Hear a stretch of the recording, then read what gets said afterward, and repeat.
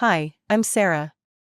Today I'm going to read you the story of Lila, which is titled like this: My spoiled sister and her fiance demanded my share of the inheritance for their fancy wedding. You'll still be an old maid, you don't need that money, they said. Our parents sided with her, so I gave them all a surprise that made them regret their demands. Well, let's go. I stared at the single candle flickering on my small cake, the soft glow barely reaching the empty chairs around my kitchen table. My 27th birthday. Not exactly how I imagined spending it, but honestly, what did I expect? Make a wish, Lila, my friend Jen nudged me, her smile way too enthusiastic for the sad little gathering we'd thrown together at the last minute. I closed my eyes, blew out the candle, and tried to ignore the familiar sting of disappointment. Mom had called earlier that morning with her usual excuses. Lila, honey, we just can't make it tonight. Your sister's wedding plans are absolutely consuming us right now. The venue, the flowers, the guest list, it's all so much work. You understand, right? Turning 27 isn't really a milestone birthday anyway. Sure, Mom, no problem, I'd replied automatically, the same way I always did when they chose Cassie over me. It had been that way for as long as I could remember. When we were kids, Cassie got private dance lessons while I got group classes at the community center because the budget only stretches so far, Lila. For her 16th birthday, Cassie received a car. For mine? A gift card to the mall. When Cassie graduated college, they threw her a massive party and gave her a trip to Europe. My graduation earned me a dinner at Olive Garden and a department store luggage set. The pattern was so predictable that it had long ago stopped surprising me. My parents had always made it clear, intentionally or not, that Cassie was the golden child and I was the afterthought. Earth to Lila, Jen waved her hand in front of my face. Want to open your presents now? I nodded, pushing thoughts of my family aside. At least I had good friends. Jen, Marcus, and Tori had shown up for me tonight with takeout, wine, and genuine affection. That was worth something. As I opened their thoughtful gifts, I found myself wishing Grandma Rose could have been there. She was the only one in my family who ever made me feel like I mattered just as much as Cassie. Every birthday, she'd bring me a special gift and whisper, "Don't let them dim your light, my Lila." Last year's birthday was the first without her after she passed away from cancer, and I still felt her absence like a physical pain. After Grandma died, her will had surprised everyone. She left $170,000 each to Cassie and me, an equal split that clearly annoyed my parents, who probably expected Cassie to get more. I remember my sister's immediate reaction. Well, I'm using mine for a down payment on an apartment, Cassie had announced at the reading of the will, her fiancé Josh nodding approvingly beside her. It's the responsible thing to do. The implication was clear, whatever I did with my inheritance would obviously be less responsible. But I didn't rise to the bait. Instead, I put the entire sum into an investment account.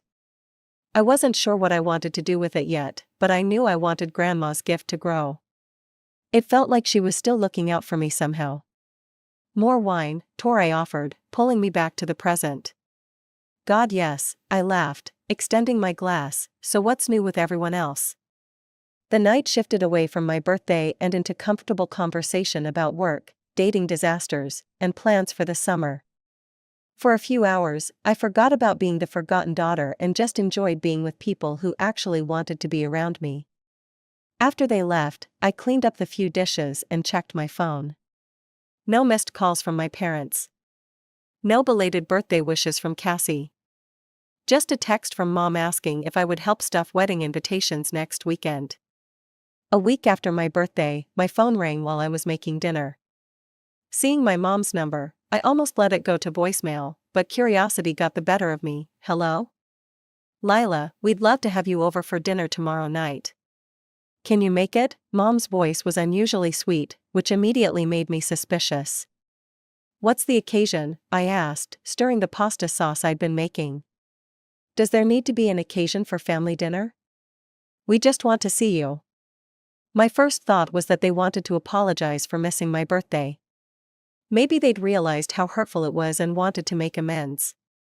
It seemed unlikely given our history, but people can change, right? Sure, I'll be there, 6 o'clock?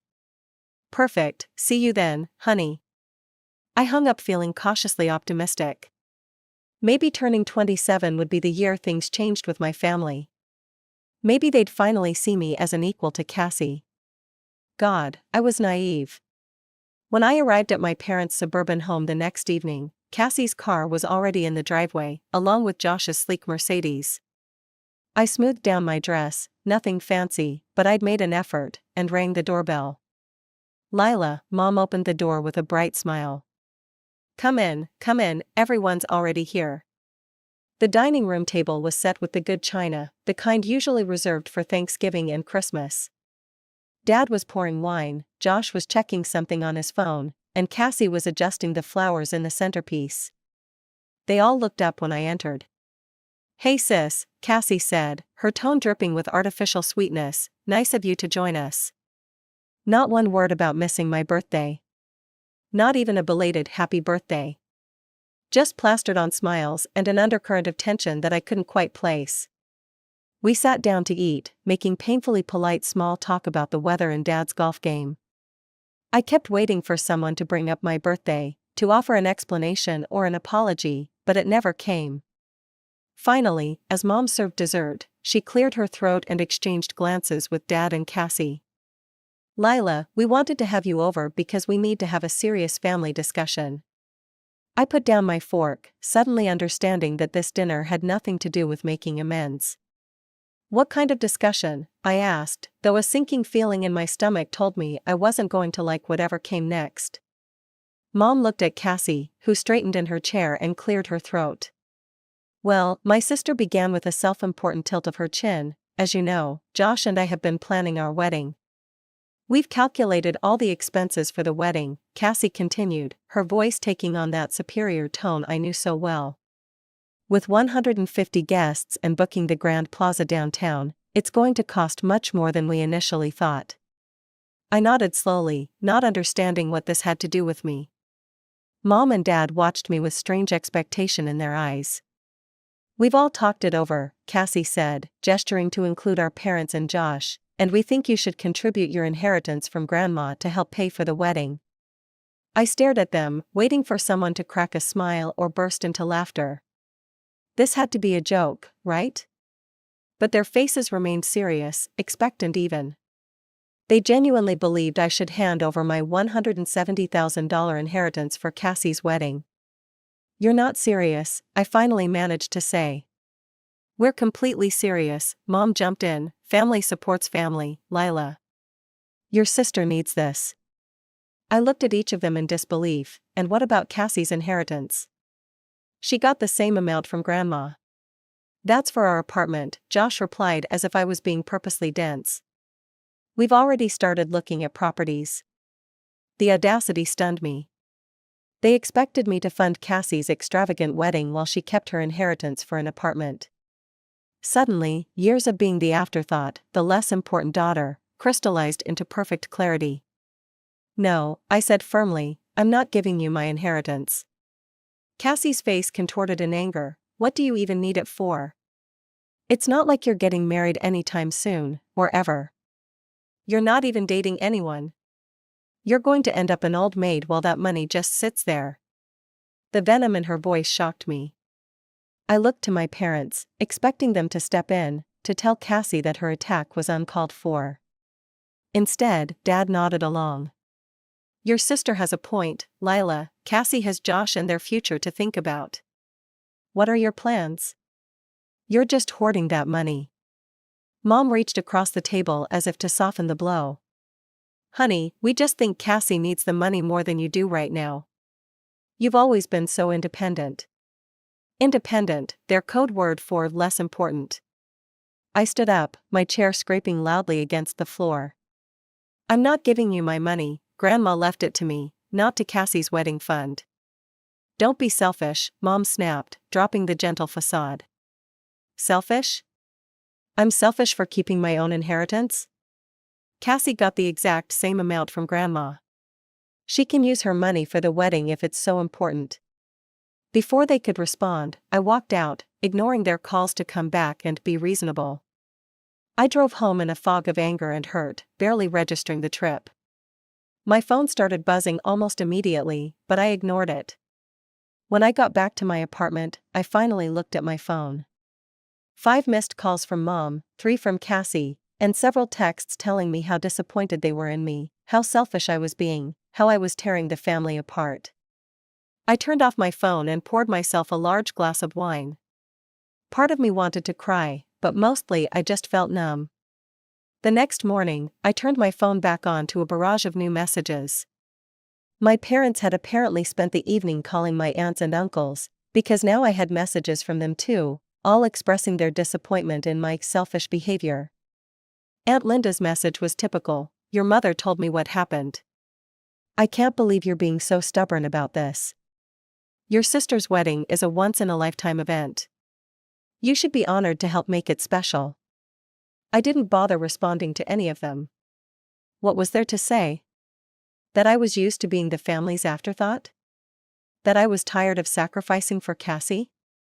At work that Monday, I tried to focus on my marketing projects, but my mind kept drifting back to the family dinner. I couldn't believe they had orchestrated the entire evening just to demand my inheritance. And worse, they genuinely seemed to think I was in the wrong for refusing. By Wednesday, the messages had slowed but taken on a more threatening tone. "You're going to regret pushing your family away," Dad texted. "Blood is thicker than water, Lila." I blocked their numbers that night, needing some peace. But the respite was short-lived. On Friday evening, I turned the corner to my apartment building and stopped dead in my tracks. Mom, Cassie, and Josh were standing by the entrance, clearly waiting for me.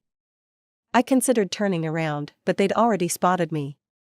"We need to talk," Mom called out as I approached reluctantly.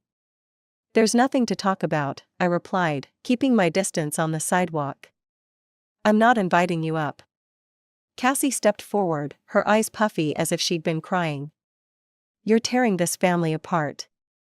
Do you realize what you're doing? The whole family is upset with you." "I didn't ask the whole family to get involved in my personal finances," I pointed out. "You did that." Mom shook her head sadly. "We just don't understand why you're being so difficult about this. It's your sister's wedding." "Let me make this perfectly clear," I said, my voice steady despite the turmoil inside. "Grandma left Cassie and me the same amount of money. If her wedding is so important, she can use her inheritance to pay for it." Cassie threw her hands up dramatically. "Are you kidding me? We've already picked out our apartment. Josh and I have plans for that money." "And I have plans for my money," I replied simply. Josh stepped forward, his lawyer persona taking over. "Lila, be reasonable.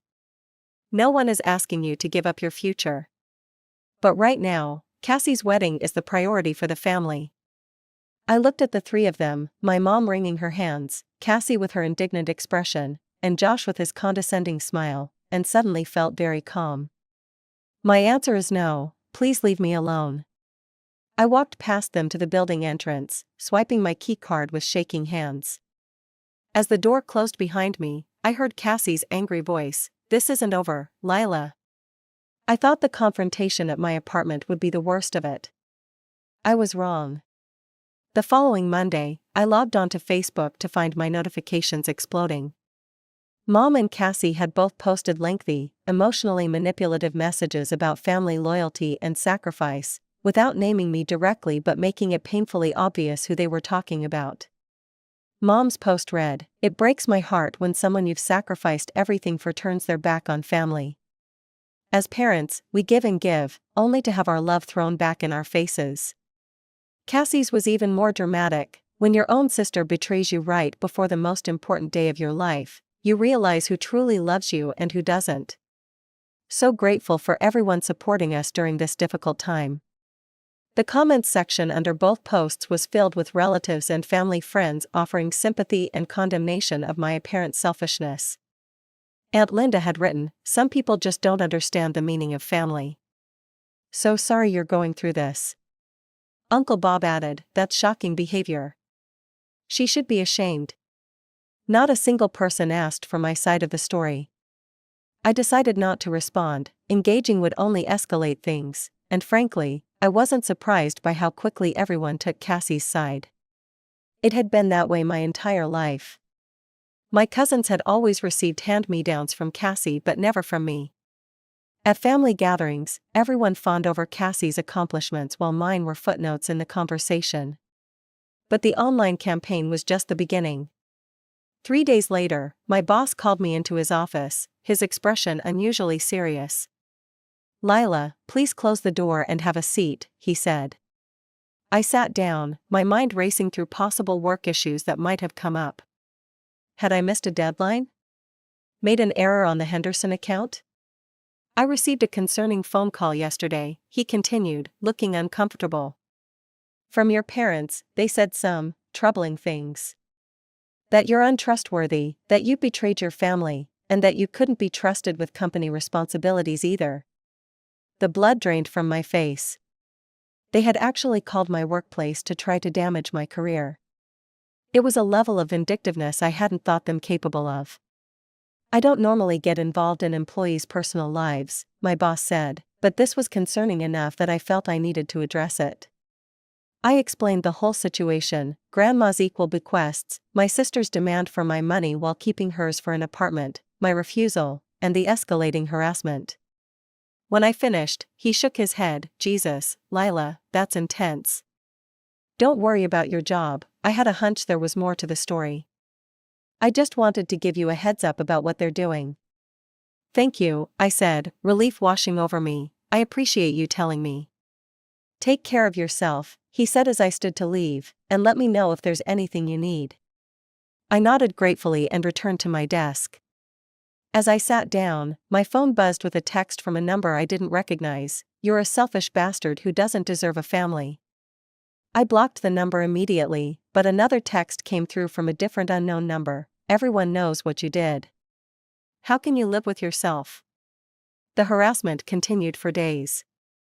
New phone numbers, anonymous emails, messages from distant relatives I barely knew. It seemed my parents and Cassie were determined to make my life unbearable until I gave in. One night, after blocking 3 new numbers that had sent abusive messages, I sat alone in my apartment feeling the walls closing in. I'd always been the family outcast, but this coordinated attack was something else entirely.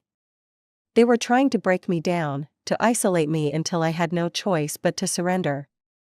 That's when I remembered the messages Cassie had sent me a few months ago. Messages I'd saved because something in me knew they might matter someday. I scrolled back through our text history to January. There they were, Cassie asking to use my apartment for secret meetings with her ex-boyfriend, Michael. This was while she was already engaged to Josh. "Need to use your place tomorrow afternoon. Michael's in town and we need somewhere private, don't tell anyone." And later, "Thanks for letting us use your apartment. Still have feelings for him but not breaking up with Josh, Michael's just fun." There were more messages like that, spanning several weeks. Cassie had been cheating on Josh while wearing the engagement ring he'd given her, using my apartment as her secret meeting place. I'd also saved the photos she'd sent me during the Christmas holidays, selfies of her and Michael cuddled up together on his couch. She was wearing the designer dress Josh had given her as an early Christmas gift, which made the betrayal even more twisted. She'd sent them to brag about having multiple men interested in her, a habit she'd had since high school. I stared at my phone, my finger hovering over the screenshots. Using these would be nuclear. It would devastate Cassie and potentially end her engagement. Part of me, the part that had been conditioned to protect my sister at all costs, hesitated. But then another text came through: "Your parents told everyone what a horrible daughter you are. No one is on your side."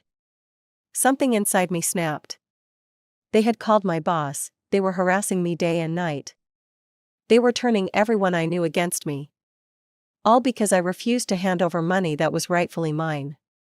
Without giving myself time to reconsider, I selected the screenshots of Cassie's messages and the photos of her with Michael.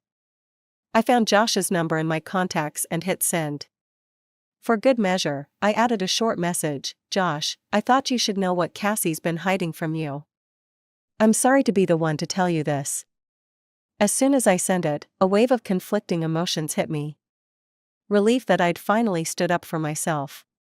Guilt over potentially destroying my sister's relationship. Anxiety about what would happen next. But mostly, a strange sense of calm. The truth was out. Whatever happened now, at least it wouldn't be built on lies. Morning came too quickly. I woke to the sound of my phone vibrating violently on my nightstand. Cassie's name flashed on the screen. I took a deep breath and answered. "How could you?" she screamed, her voice raw with fury. "How the hell could you, Lila?" I hadn't expected the conversation with Cassie to be civil, but the pure rage in her voice still caught me off guard. "You betrayed me," she continued, barely pausing for breath. "Josh broke off the engagement, he canceled everything. The venue, the flowers, everything we planned. For once, I didn't immediately apologize or try to smooth things over. You betrayed him first, Cassie. You cheated on him and used my apartment to do it. That was different." It didn't mean anything, her voice cracked with desperation. He was never supposed to find out. The absurdity of her logic was almost laughable. In Cassie's world, it wasn't the cheating that was wrong, it was being caught. "You've ruined my life," she sobbed. "Are you happy now?" I thought about that question for a moment. Was I happy? No, but I wasn't sorry either. "You tried to ruin my life first," I said quietly, "you and Mom and Dad. You called my boss. You turned the family against me. All because I wouldn't give you my inheritance to fund your wedding while you kept yours for an apartment." "That's not the same thing," she screamed. "It is to me," I replied and ended the call. I knew it wasn't over, and sure enough, my parents called next. I let it go to voicemail, then listened to my father's threatening message. "What you've done is unforgivable. You fix this, Lila, you call Josh and tell him you made it all up. You get him back for your sister or you're no daughter of ours." More messages followed. Mom alternated between guilt trips and anger. Cassie sent paragraphs of abuse. I stopped reading them after a while. Days passed, then weeks.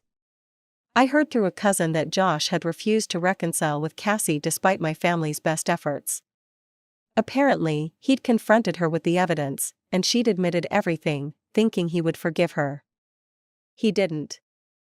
The wedding was officially cancelled. Deposits were lost. The dream venue released their date. The expensive dress hung unworn in Cassie's closet. And somehow, all of it was my fault, at least according to my family.